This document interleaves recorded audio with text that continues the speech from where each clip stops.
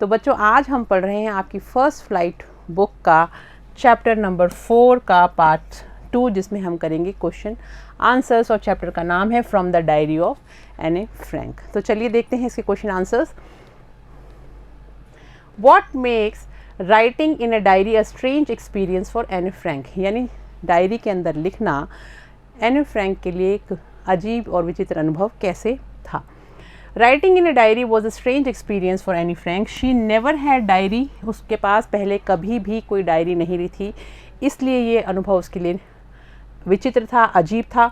It was a gift on her 13th birthday, ये diary उसको अपने 13वें जन्मदिन पे उपहार स्वरूप मिली थी। She considered it her best friend, और उसने उसको अपने बेस्ट फ्रेंड यानी प्रिय मित्र की तरह संबोधित किया है। ऑन विच शी रिलाइड, जिसके ऊपर वो भरोसा कर सकती थी, द मोस्ट, सबसे ज़्यादा। एंड विथ होम, और जिसके साथ she shared all her ups and downs, जिसके साथ वो अपने ज़िंदगी के सारे उतार चढ़ाव, अपने मन की बातें शेयर कर सकती थी। नेक्स्ट देखिए, why does Anne want to keep a diary, Anne ने डायरी रखने की क्यों सोची। Annie always feels lonely and distressed, so to get off all the burden and pain, she wants to keep a diary in which she finds a true friend, as she has hardly any friends whom she could confide in. यानी कि Annie always feel, Annie को हमेशा ऐसा महसूस होता था, lonely, अकेला महसूस करती थी, and distressed, और थोड़ा सा वो तनाव में भी रहती थी। So to get off, उससे बाहर निकलने के लिए, ऑल द बर्डन, उस सारे बोझ से बाहर निकलने के लिए, पेन, दर्द, she wants to keep a diary, उस सारे दर्द से, उस पेन से बाहर निकलने के लिए, अपने मन को हल्का करने के लिए वो डायरी रखना चाहती थी। In which she finds a true friend, जिसको कि वो एक अच्छे सच्चे मित्र की तरह जान रही थी। As she had hardly any friends, क्योंकि उसका कोई दोस्त नहीं था, तो वो डायरी को ही अपना दोस्त बनाना चाहती थी, जिससे वो अपनी मन की सारी बातें खुल के कर सकें। होम शी कुड कन्फाइड इन, और जिसके अंदर उसको विश्वास हो, जिस पे वो भरोसा कर सके।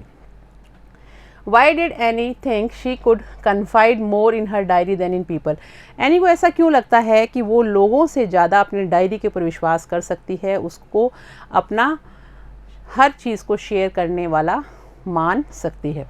Any felt that paper had more patience than people, Anne को ऐसा लगता था कि जो पेपर होता है, जो कागज़ होता है, उसमें धैर्य बहुत ज़्यादा होता है, मनुष्यों से ज़्यादा, इंसानों से ज़्यादा, लोगों से ज़्यादा। To listen to her plight, जो उसकी पूरी बात को अच्छी तरह से समझ जाएंगे, उसकी अपील को समझेंगे। So it was easier for her to write all kind of thoughts, इसलिए उसके लिए बहुत ईजी था कि वो सारे विचार उसमें लिखे। Which she had in her mind, जो भी उसके दिमाग में चल रहे थे। हर personal diary was not meant for anyone else to read, उसकी जो पर्सनल डायरी थी, यानी जो पर्सनल वो होती है, जो खुद की ही होती है, आप किसी को दिखाते नहीं हो, वो किसी के भी पढ़ने के लिए अलाउड नहीं थी। नेक्स्ट देखते हैं, Y does any provide a brief sketch of her life, अपनी डायरी में एनी ने अपने बारे में एक ब्रीफ स्केच यानी एक छोटा सा पूरा स्केच कैसे बताया है कि वो कौन थी, क्या थी, क्यों बताया है। By providing the brief sketch, अपना छोटा सा वर्णन उसने इसलिए किया है ऑफ हर लाइफ, अपने जीवन का। Anne wants to give an overview of her family, ताकि वो बता सके कि वो अपने परिवार का एक ओवरव्यू दे सके, यानी पूरा बता सके कि उसके परिवार में कौन कौन लोग थे, किस तरह की वो फैमिली से बिलोंग करती थी, रिलेटिव्स, उसके रिश्तेदार कौन थे, एंड हर एज, और उसकी उम्र कितनी थी, यानी अपने बारे में छोटी मोटी जानकारी वो देना चाहती थी। This helps the reader to develop a connection with the author, ताकि पढ़ने वाला जो है वो लेखक के साथ एक कनेक्शन महसूस करे, एक जुड़ाव महसूस कर सके, उसको पता रहे कि वो जिस व्यक्ति की डायरी पढ़ रहे हैं, वो जो व्यक्ति है वो खुद पर्सनली किस टाइप का है, फिर उसके विचारों को वो पढ़ें। What tells us that any loved her grand mother, हमें कैसे पता चलता है कि एनी को अपनी दादी जी से बहुत प्यार था। Anne loved her with her grandmother for some times while her parents settle down in Holland, की एनी के जो पेरेंट्स कुछ समय के लिए हॉलैंड में सेटल हुए, तब वो अपनी दादी जी के साथ रही और वो उनको बहुत प्यार करती थी। She was very close to her grandmother, वो अपनी दादी माँ के बहुत करीब थी। She writes in her diary, वो अपनी डायरी में लिखती हैं। No one knows how often, कोई भी नहीं जानता कि कितना, किस तरह से प्राय थिंक ऑफ हर, कि मैं उनके बारे में सोचती हूँ, एंड स्टिल लव हर, और मैं अभी भी उनको बहुत प्यार करती हूँ. On her 13th birthday, by lightning up a candle for grandmother, she showed her love for her. यानी अपने 13वें जन्मदिन पर उसने मोमबत्ती जला के अपनी दादी जी के नाम से उनको अपनी श्रद्धांजलि भी समर्पित करी और उनको याद भी किया. Why was Mr Keesing annoyed with Anne Anne से मिस्टर केसिंग जो उनके टीचर थे वो नाराज़ क्यों थे. What did he ask her to do, और उन्होंने उसको क्या करने के लिए कहा. Mr Keesing was annoyed with Anne because she was very talkative. वो बहुत ज़्यादा बातूनी थी, इसलिए उसके टीचर मिस्टर केसिंग उससे नाराज़ थे. He punished her by giving her extra homework. उन्होंने उसको सज़ा दी अतिरिक्त गृह कार्य दे के. To write essays to keep her silent and the topics always related to her nature. और उन्होंने उसको निबंध लिखने के लिए दिया कि तुम कैसे शांत रह सकती हो, उसके बारे में निबंध लिखो, ताकि यही निबंध उसको बारी बारी रिपीट किया गया, यही टॉपिक उसको बारी बारी दिया गया, हमेशा रिलेटेड टू हर नेचर, क्योंकि ये उसके स्वभाव से मिलता था, क्योंकि वो बहुत ज़्यादा बातूनी थी. शोज़ हर लव फॉर हर, और ये दिखाते हैं कि वो उसको चाहते भी थे, उसको पसंद भी करते थे, बस वो थोड़ी बातूनी थी, लेकिन लड़की बहुत अच्छी थी. How did Anne justify her being a chatterbox in her essay. यानी कि जो निबंध एनी ने लिखा उसमें उसने क्या क्या कारण बताए जस्टिफाई करने के लिए, इसको प्रमाणित करने के लिए. जो चैटर बॉक्स यानी एक बातूनी के ऊपर जो टॉपिक लिखा उसको उसने कैसे बताया कि बच्चों का स्वभाव बातें करने का ही होता है. जस्टिफाई कैसे किया उसने. Anne justified her being a chatterbox in her essay by explaining that it is due to her mother. उसने ये समझाने की कोशिश करी कि उसकी जो बातूनी होने का स्वभाव है ये उसको उसकी माँ से मिला है, यानी उसकी माँ बहुत ज़्यादा बातें करती हैं, तो ये वंशानुगत है, ये इसलिए उसमें ट्रांसफ़र हो गया है. It is because of genes due to her mother who was also very talkative, क्योंकि उसकी माँ भी बहुत बातें करती है. And nobody could do anything about their inherited traits. और जो हम अपने पूर्वजों से ग्रहण करते हैं उन ट्रेड्स के लिए हम कुछ भी नहीं कर सकते, वो वंशानुगत होते हैं, वो आता ही है अगली पीढ़ी में. Do you think mister Keesing was a strict teacher. आपको लगता है कि मिस्टर केसिंग एक कठोर टीचर थे, अध्यापक थे. No, Mr Keesing was not a bad और स्ट्रिक्ट टीचर. नहीं, मिस्टर केसिंग बिल्कुल भी बुरे और कठोर टीचर नहीं थे. Because a teacher did something for the welfare of students. क्योंकि टीचर हमेशा बच्चों की अच्छाई के लिए, उनके अच्छे के लिए कोई भी चीज़ करते हैं. Any teacher would be annoyed if children keep on talking in the class. कोई भी टीचर नाराज़ हो सकता है, अनॉयड यानी नाराज़ हो सकता है अगर बच्चे लगातार कक्षा में बातचीत करते रहें तो. सेकेंडली, दूसरी बात यह है कि if he had been strict he would not have laughed at Anne's funny arguments. और अगर वो उसके साथ बुरा व्यवहार करते या उसे नाराज़ होते या उसको डांटने वाले लहजे में होते तो वो कभी भी उसकी बात पर हंसते नहीं, उसको मजाक के रूप में नहीं लेते. What made mister casing allow any two talk in class. कि किस कारण से अब मिस्टर केसिंग ने एनी को कक्षा में बात करने के लिए अलाउ कर दिया, अनुमति दे दी. Anne's last essay in the form of a poem, यानी एनी का जो आखिरी निबंध जो उसने कविता के रूप में लिखा, शोड, उसने ये दिखाया कि mister casing the lighter side of a naughty girl. उसने एक बच्चे का दूसरा रूप भी दिखाया कि बच्चा किस तरह से हल्के फुल्के में हर चीज़ को लेता है. It helped bridge the generation gap between the teacher and the student. और इसी के कारण जो एक अध्यापक और स्टूडेंट के बीच में, विद्यार्थी और शिक्षक के बीच में जो एक जनरेशन गैप आया हुआ था, उसको एक ब्रिज की तरह भरपाई करने में निबंध काम में आया. अब हम कुछ क्वेश्चंस करेंगे जो आपके टेक्स्ट बुक के क्वेश्चंस हैं. Was any right when she said that the world would not be interested in the musings of A 13-year-old girl.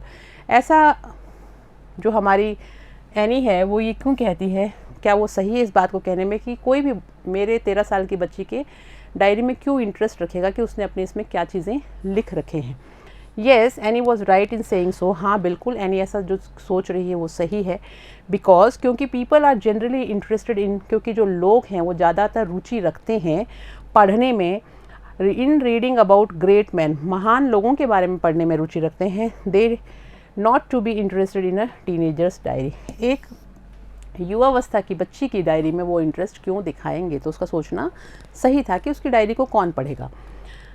There are some examples of diary और journal entries in the before you read section, compare these with what Anne writes in her diary. यानी आपका ये जो chapter है इसमें before you read जो आपका एक पार्ट होता है उसमें कुछ चीज़ें दी गई हुई हैं, कुछ डायरी और जर्नल के बारे में लिखा हुआ है, एंट्रीज़ हैं उसकी, तो आप उसको देखिए और बताइए, कंपेयर कीजिए, compare these with Anne's diary, और उसको आप एनी की राइटिंग से कंपेयर कीजिए। What language was the diary originally written in, कि किस भाषा में वो डायरी लिखी गई थी। In what way is Anne's diary different, और किस तरह से एनी की डायरी जो है बाकी डायरी से डिफरेंट मानी गई। Anne's diary was originally written in Dutch language, तो आप याद रखिएगा कि उसकी जो भाषा थी डायरी की वो थी डच भाषा में लिखी गई थी। It is in the form of a letter, और वो एक पत्र के रूप में लिखी गई थी। Has features of general also, जिसमें कि जनरल के कुछ आपको अंश भी देखने को मिलते हैं। Which describes feeling and thoughts, जो भावनाओं को और विचारों को भी व्यक्त करती है। तो जैसे कोई बड़ा व्यक्ति लिखता है उस तरह से बहुत संजीदगी से लिखी हुई ये डायरी थी।